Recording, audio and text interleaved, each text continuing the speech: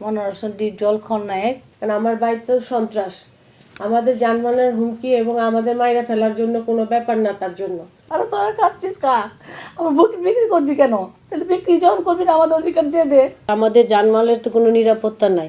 আমাকেও ডাইরেক্ট বলছে যদি সম্পদ চাও তাহলে স্বামী পাবা না, আর স্বামী যদি না থাকে তাহলে সম্পদ নিয়ে কাকে খাওয়াবা। মনোরঞ্জন দ্বীপ জল খলনায়ক ওরা আমাদের পৈতৃক সম্পত্তি, আমার বাবা মারা গেছে 40 বছর।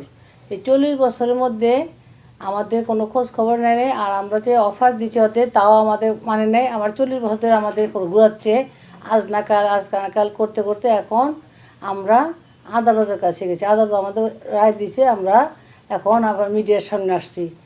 এখন মিডিয়ার সামনে আসার পরে এখন যে ওরা যদি ওরা আমাদের সম্পত্তিটা কেড়ে দিচ্ছে, কিন্তু ডিপ জল এটা বেশি খাচ্ছে। আর আমার এক ভাই মারা গেছে, আর এক ভাই ওকে কিছু